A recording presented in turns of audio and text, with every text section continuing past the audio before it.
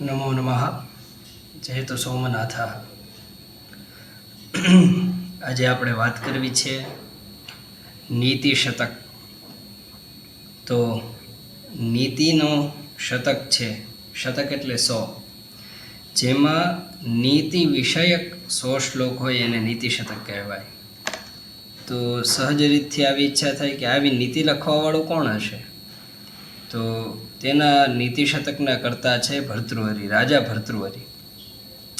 રાજા ભર્તૃહરિની 3 શતકો એમણે લખ્યા છે. એક છે શૃંગાર શતક, બીજું છે નીતિ શતક અને ત્રીજું છે વૈરાગ્ય શતક.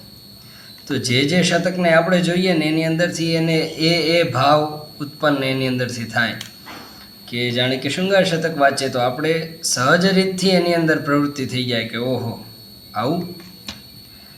પછી નીતિ શતક વાંચીએ તો આપણા જીવનમાં અલગ અલગ નીતિઓ આપોઆપ ઘડાવા માંડે. અને સાથે સાથે જો વૈરાગ્ય શતક વાંચીએ તો આપણા અંદરનો વૈરાગ્ય જાગી જાય. તો આવી જે રીતે નીતિ શતક છે એની અંદર આપણને અલગ અલગ નીતિઓ જાણવા મળે. તો નીતિનો શું અર્થ થાય?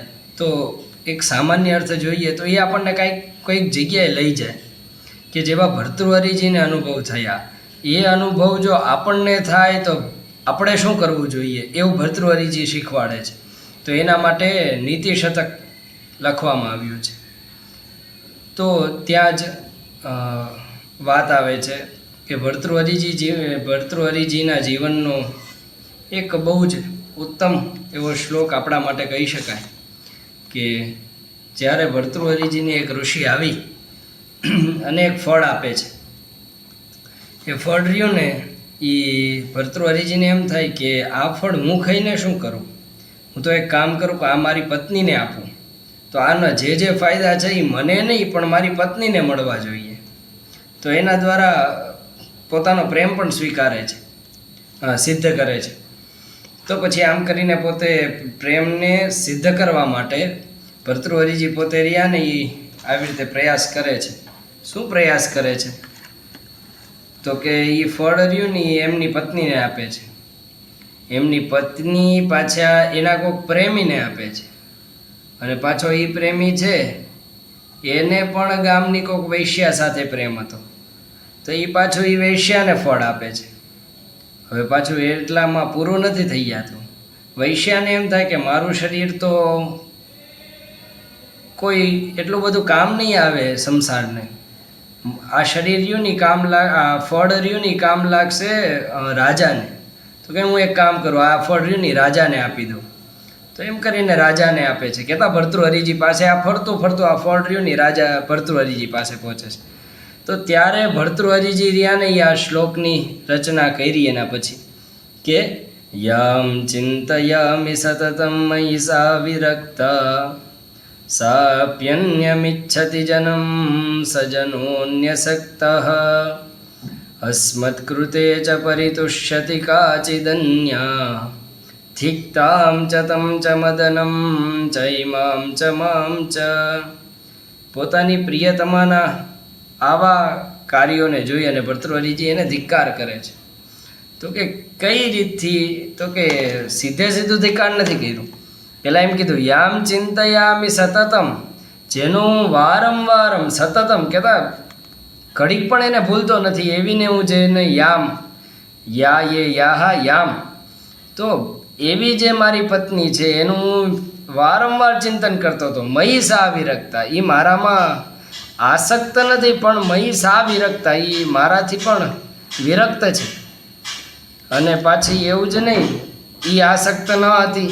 એનો અર્થ એમ થયો કે શું થયું? તો નહીં ભર્તૃહરિજીની પત્ની રહી એ તો સમજ્યા કે ભર્તૃહરિજીમાં આસક્ત નહોતી, પરંતુ સાપ્યન્યમ ઈચ્છતી એ પણ રહીને સા અપી અન્યમ ઈચ્છતી, એ પાછી ભર્તૃહરિજીની પત્ની રહીને એ પણ કોઈક અન્ય પુરુષને જ ચાહે છે. સાપ્યન્યમ ઈચ્છતી, પાછી જેને ઈચ્છે છે, જેના માટે એ આટલું બધું કરે છે. સજનમ અન્યજન આસક્ત, એ જન હતો, એ માણસ હતો, એ પણ કોઈક બીજામાં આસક્ત હતો. કહેતા ગામની વૈશ્યામાં આસક્ત હતો.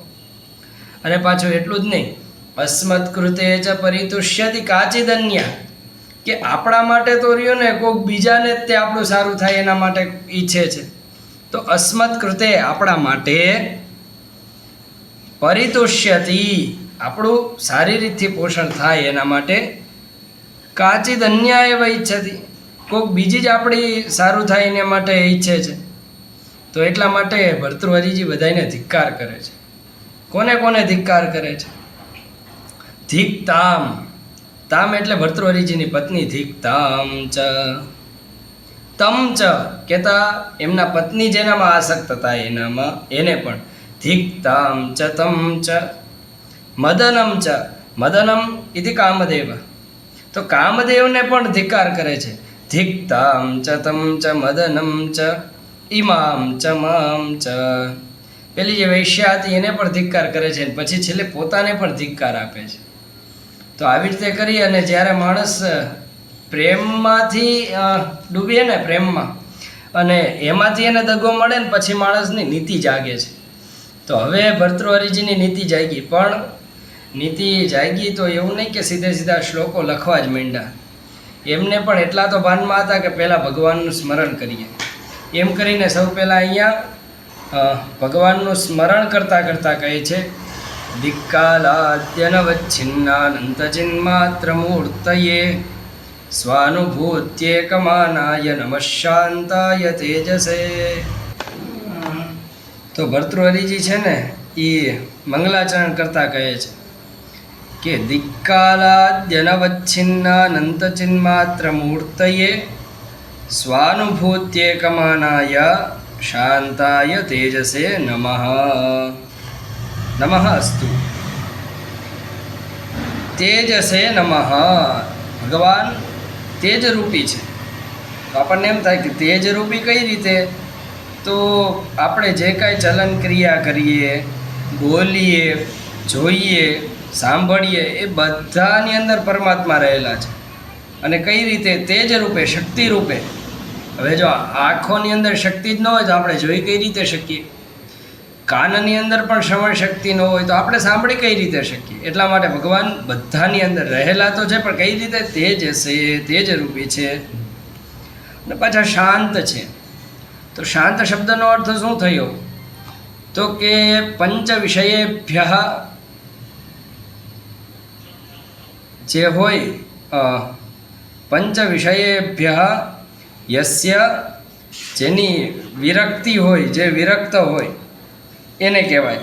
કહેતા ભગવાનને પાંચેય વિષય છે, રૂપ, રસ, ગંધ, સ્પર્શ,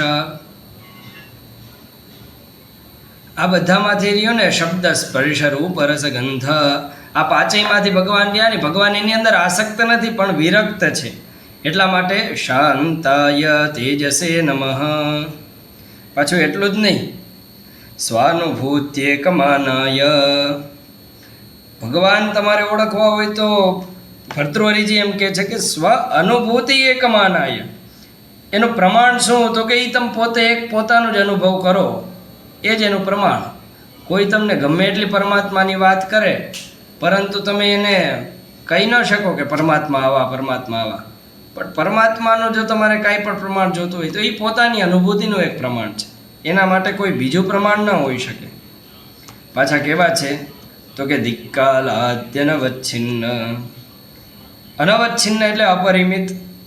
જે દિશાઓ પૂર્વ, પશ્ચિમ, ઉત્તર, દક્ષિણ અને કાળ, ભૂત, ભવિષ્ય અને વર્તમાન, આ દ્વારા જે અનવચ્છિન્ન છે, કે જે રહ્યા નહીં પરમાત્મા પોતે એનાથી પરિમિત નથી કે ભગવાનને આ દિશામાં જવું પડશે અથવા તો ભગવાન છે એ ભૂતકાળમાં જતા અત્યારે નથી, એવું નથી.